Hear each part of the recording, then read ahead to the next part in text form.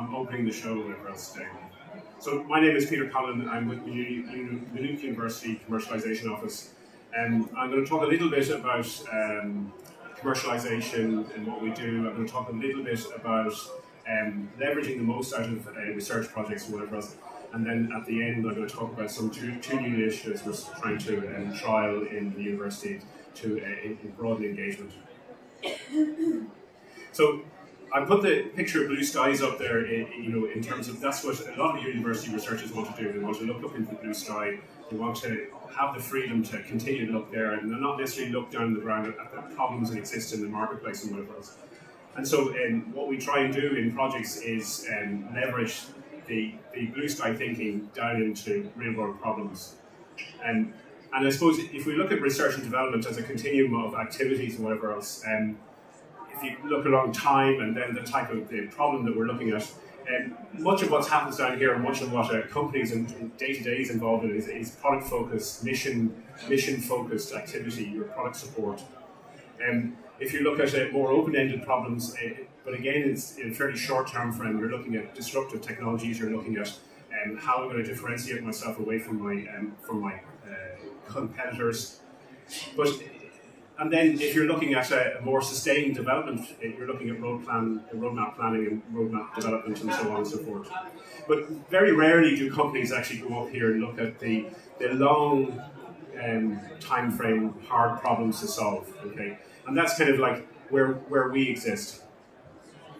So in the collaborative funding landscape, there's quite a number of funders involved. The principal two, companies might get involved in are SFI and Enterprise Ireland. But other funders exist, obviously, Irish Research Council, Intertrade Ireland, HRB, EPA, Food and Agriculture, and the SEAI, and so on and so forth. All fund different types of projects at different types of levels for different types of activities and whatever else. But in terms of the ones that would be most engaged in what companies are involved in Enterprise Ireland, quite obviously, and then obviously SFI as well at a longer scale. And so if you just take those two as an example and look at where they exist, and if we look at SFI type projects, they tend to be up at the blue sky quadrant, okay? And they do a little bit of stuff. They will have projects that engage in a slightly shorter term in the creating differentiation and whatever else, but they really don't get involved in product support type problems, mission critical type problems, and they really don't get involved in development and helping companies develop a sustainable roadmap. But it's interesting to look at this because that's important, because their key role is actually the training of future scientists, future engineers, future critical thinkers in companies. So they're really focused on long-term projects that would develop people with PhDs and so on and so forth.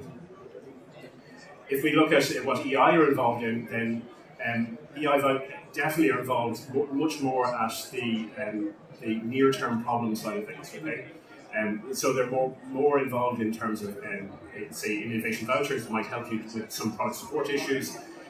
More longer engaged projects with technology centres you might do, then you might create some differentiation, and then innovation partnerships might help you build out your roadmap.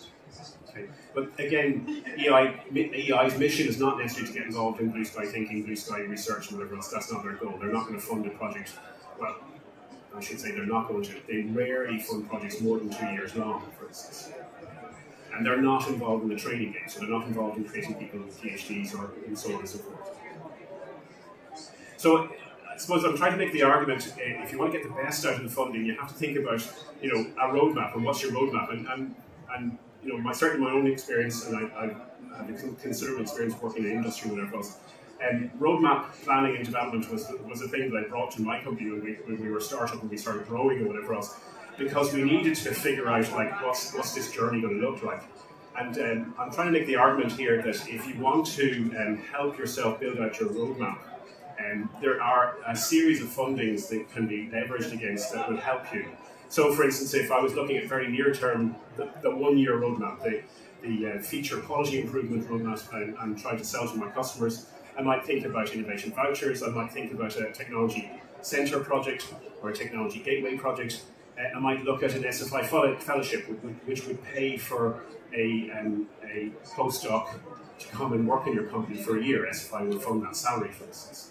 So that's my near-term quality roadmap or whatever it is. If I'm looking at a more short and mid-term, which is kind of like building out my product features or whatever else, I might start thinking about some innovation partnerships, which is a fund that Enterprise Ireland supply.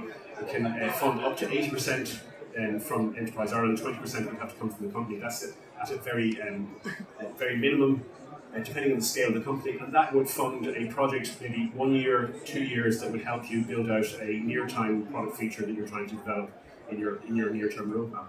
You might also look at an SFI targeted project. So SFI in their research centres take on company projects. They're called targeted projects, whatever else, and they will say put a postdoc or a PhD resource against that project, trying to develop a near-term problem.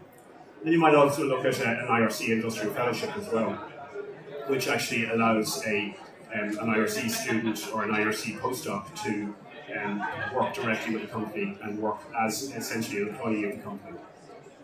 And then if looking long-term, again you might look at a long-term SFI targeted project, or you might look at actual, being a full participant in an SFI centre, in which case you're taking maybe a 5-year view on what's going to happen in the future. So it's just that there are, in your roadmap, if you're developing roadmaps and you're looking at your different problems, you're looking at what are my near-term customer requirements in terms of like, how do I support my customers, how do I drive better quality, and in terms of how I'm going to build out my features for the next iteration, next software release, hardware release, and then what I'm actually going to do for my next product. What's my next product going to look like in my product family or whatever else? There are various ways that you can leverage the Irish Research and Innovation Network to fill, gaps that you might have in terms of your capability. And just think about it from my point of view. So, like, I'm in the commercialization business within the university. I help support IT Carlow and Athlone Institute of Technology and Waterford Institute of Technology, myself and my colleagues and whatever else. And we're specialists. We're all ex-industry. I've done the startup game. I'm involved in a couple of startups right now at the moment as well. And so we're very experienced in what we do, and we have well mapped out plans as to how to execute and maximise benefit for industry gain and whatever else. And so we're the sort of people you can work with. We can help you shape those commercialization type projects, shape industry engagement, shape innovation partnerships and whatever else. And so I would strongly, one of the things that probably not read enough maybe by industry is the National IP Protocol. Okay, so it's a reasonably weighty document, but there's a lot of very interesting information in there, very important information for companies to understand and learn as to how the system should work and how the national authorities want the system to work for industry's benefit.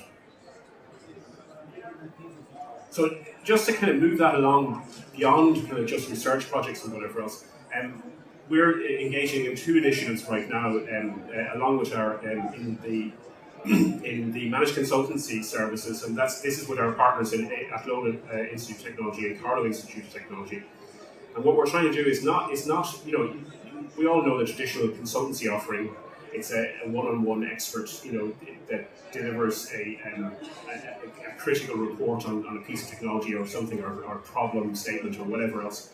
And we're kind of trying to step back from that a little bit and not deal with that side of consultancy. We're looking at consultancy from the point of view of, for instance, could it be of benefit to you that if you think you need a piece of technology developed or a piece of technology solved, but actually maybe you need an anthropologist to have a look at the human interaction with that piece of technology. Maybe you need a sociologist to understand how it's going to actually play out in the marketplace. Maybe you need another scientist, a scientist to have a view of the type of technology you're bringing to bear.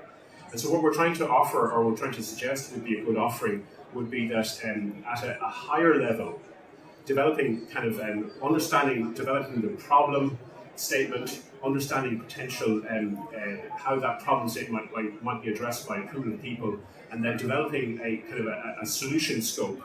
And so we're not trying to suggest we're going to develop actual solutions. We're going to help you think about what solution, what the next steps might be. And that's something we're rolling out, kind of softly rolling out in the coming months and whatever else. We've hired somebody to manage this role.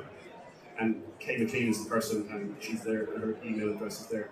But that's the key thing, take away from, it's not necessarily that we're offering a consultant and to solve a specific problem or address a specific problem. We're talking about offering a suite of people that might best be brought together to answer a problem set you have, going to a new market. We might bring in some cultural experts and so on and so forth. So the other thing then we're talking about, we're looking at offering is an industrial affiliates program. And the aim here is that three of our academics are very heavily engaged in industry already, but it's very informal and it's very ad hoc and so on and so forth. So what we're trying to do is put together a more formal club, essentially a club. You become a member of the club, and as a member of the club you get certain services. You get access to early access to research outputs, you get possible discounts on intellectual property that's generated, you might get engagement, kind of one-on-one engagement with some of the research scientists there and whatever else. And so we're trying this program now with three particular researchers, Professor John Lowry, who's in the chemical sensor side of things, and this looks like it's going to be a tremendous success. We've gotten a lot of input from the pharma industry in terms of measuring activity, brain activity.